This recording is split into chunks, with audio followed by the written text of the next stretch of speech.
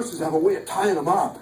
So I remember setting him down I set him down on this little bassinet thing, and I remember taking all the blankets off. I saw his little naked body there, and I remember I just started sobbing. I just started crying, going, God, I don't know how to be a dad, man. I don't know what I need to do. It brought back all these crazy memories of my life. And one of the things I learned about struggle in life, you don't get over it, you just learn to deal with it differently.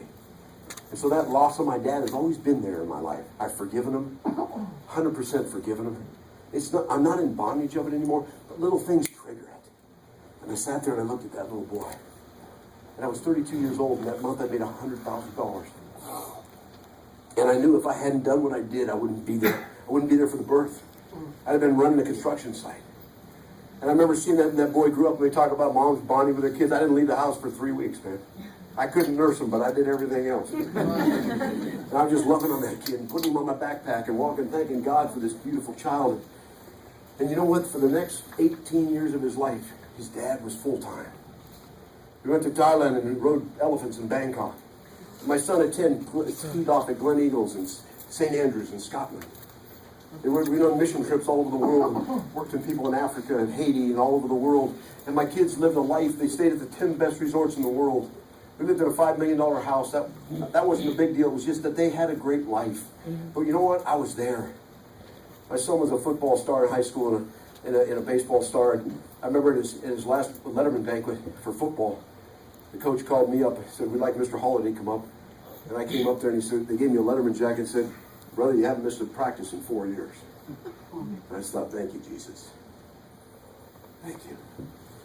So you know what? It didn't matter. It didn't matter what I did.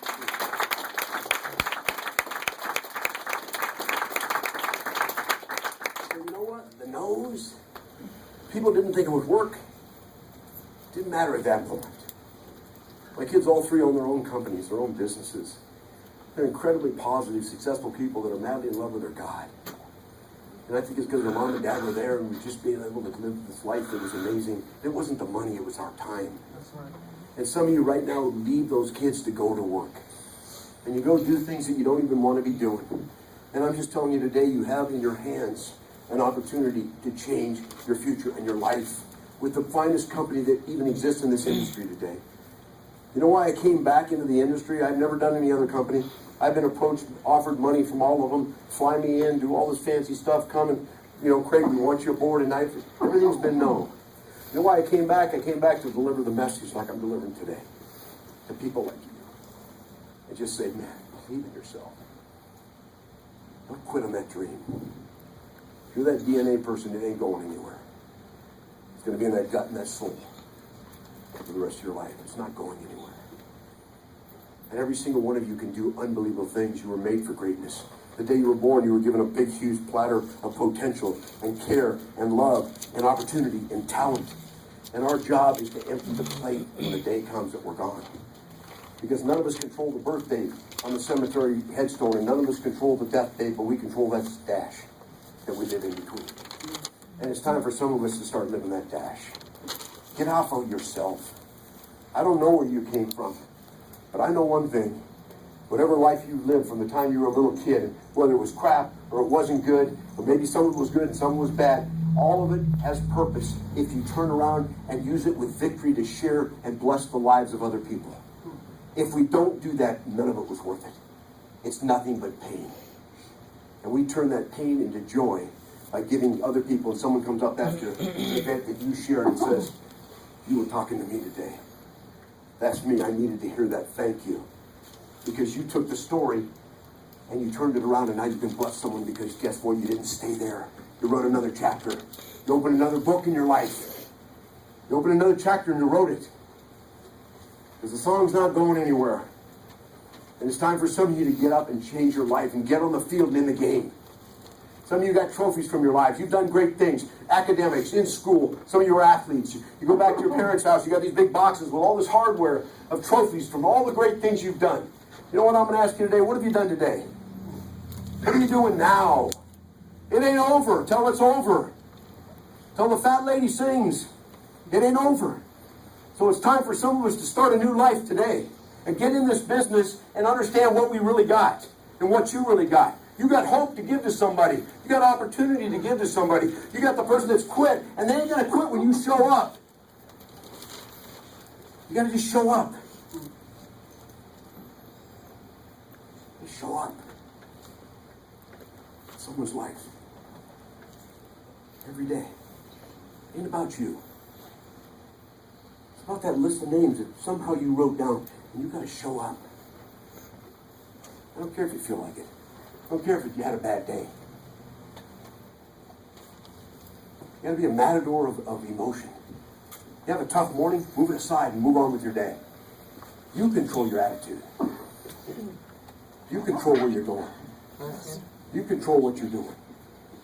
You all got this beautiful gift. It's a big gift. It's called Seacret. And it's just this beautiful silver box with a giant red bow on it like you used to get when you were a kid at Christmas time. And what we do in this business, we walk around and we say, you want this? And if they say no, you say, okay. You go to someone else, you want this? No, thanks. You want this? Okay, thanks. Yeah, I do. Thanks. Okay, you want this? That's what we do.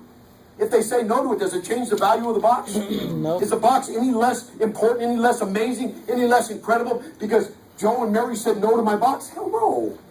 It's the same box. And when someone opens it, they go, oh my God, that's me inside. That's me as a new person. That's me as healed and overcoming and going out. And that's my life. Those are my kids. That's us at the swimming pool. That's us going to Hawaii. That's us living our life. That's what's in the box. You just got to open it. They don't know what's inside till they open it. It's their life. It's them. And your greatest treasure in the business, your greatest blessings are not going to be when you stand on stage as a 7-figure ring earner. It's going to be when you sit in the audience like this and you got your big box of Kleenex and your person walks across stage that you met at a Starbucks one day who was a single mom with 4 kids on food stamps and just wanted a chance. And the DNA of her life said you're going to do something great. She had no idea how till you showed up. And when she goes on that stage in that beautiful dress, her whole life's taken care of. Her children are living a beautiful life. They're in college. She's done all these wonderful things. You're going to sit there and sob like a baby because you were there when no one else was. And you got to show up. That's the prize. You'll be just like, you won't even be able to have any composure. Because you showed up. You showed up. And you're going to see people across that stage that are your people. And they said, man, if I hadn't met you that day, I don't know where I'd be right now. Thank you. So it ain't going to be the $5 million house that you live in like I had, or all the cars you drove, or all the vacations, or all the money you could give away, or all the money you made. None of that's going to be important. What's going to be important is how many people have you helped have that you have in life. And see their lives change. And see it pass forward. Paid forward to the next person. Because you see, that dream ain't going nowhere. Some of you, when I opened today and I talked about the DNA, you go, that's me. That's always been me. Never heard it explained quite that way, Craig, but that's been me. I lay awake nights sometimes just thinking about things I could do. Things I'm supposed to do. And you guys, it's not going anywhere. Struggle is less painful than regret. My mother died of Alzheimer's 3 years ago. My mom was an amazing woman. She was drank for 30 years. I mentioned that earlier tonight, but she was sober for 40. And at her funeral, there were so many women that showed up who she helped them get sobriety and helped them stay sober. And here's my little mom living in the little town of Medford, Oregon, and she impacted the lives of so many women because she was there for them. But see, my mom, when she was a little kid, she had a dream of being a nurse. That was her dream her whole life. But my mom was, from the time she was 7 until she was 15, she was molested by her uncle down the street, and it ruined her life forever. Her self-esteem, and she never did anything except go drinking and try to sedate the pain of her life. So my mom never accomplished what she wanted to accomplish, but she always told me that was my calling, son, was to be a nurse. My mom, the last week before she died of Alzheimer's disease, she was in stage 4, and she was I'd kid her about it. My mom had the best sense of humor, and I'd say, hey, I'd give her a call, or I wouldn't call her on the phone the next day. I'd say, hey, it was good talking to you yesterday. She goes, I didn't talk to you. Yes, we did. We talked for an hour. Remember, you got Alzheimer's. And she'd start laughing. So she had a stroke. And so I was up at her house, and the last week before she died, her mind was pretty much gone. And every morning we would get up, and my mom would get up and get dressed. And she would go out the front door.